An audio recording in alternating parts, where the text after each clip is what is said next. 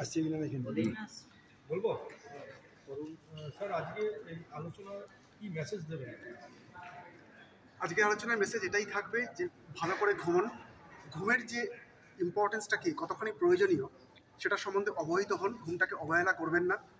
আপনার খাদ্যাভ্যাস, that is diet এবং এক্সারসাইজ, তার সঙ্গে ঘুমটাও যে একটা equally important triad of health, সেই মেসেজটা মাথায় রাখুন এবং ক্যারিড অ্যাওয়ে হবেন না। কাজের চাপে ঘুমটাকে নেগলেক্ট করলে পরে লং টার্মে ভয়ঙ্কর পরিণতির দিকে এগোবেন, সেই মেসেজটি আজকে দেওয়ার, যে গিভ স্লিপ হেলথ আ প্রায়োরিটি। এটাই আমাদের এবারে ওয়ার্ল্ড স্লিপ ডের মেসেজ। সেই মেসেজটাই দিতে চাইবো যে ঘুমটাকে ইম্পর্টেন্স দিন। ঘুমের যে বিভিন্ন ধরনের যে আমাদের সমস্যাগুলো আছে সেগুলো আমরা অলরেডি আলোচনা করেছি, কিন্তু ঘুমটাকে অবহেলা না করে এটাকে যথাযথ গুরুত্ব দিন। অ্যাডিকুয়েট ঘুমন, চেষ্টা করুন মিনিমাম 6 to 8 আওয়ার্স ঘুমোতে এবং প্রপার টাইমে ঘুমোতে।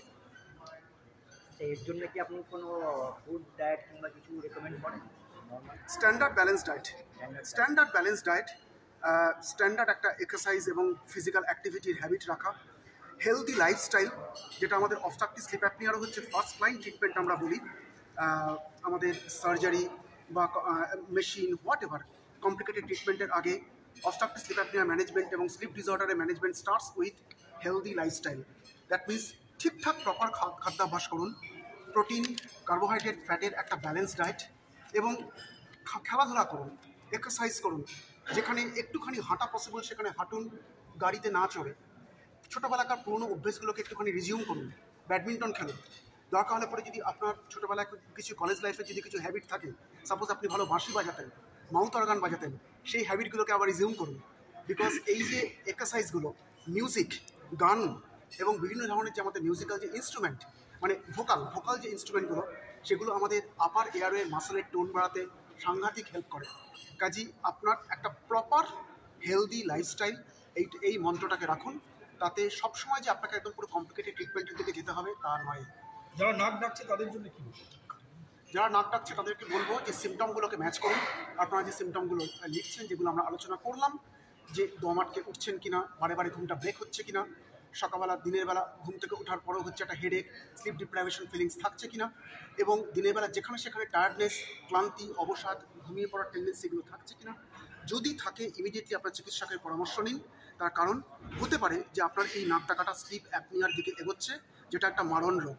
আমাদের অনেক সেলিব্রিটিও এই রোগে মারা গেছেন, কাজে এটাকে ইগনোর করবেন না। ডাক্তারবাবু, পেশেন্ট এবং অডিয়েন্সদের জন্য আপনার ফোন নাম্বারটা একটু বললে ভালো। 9830321412। Thank you. How will you relate this to anxiety? কারণ এখন অ্যাংজাইটি নিয়ে তো মানে অনেকেই ভুগছে, সেটা নিয়ে রিলেশন আছে? সেটা mental health starts with family. ফ্যামিলিতে সবার সঙ্গে ফ্যামিলি টাইম কাটান, আলোচনা করুন, আপনার প্রবলেমগুলো শেয়ার করুন।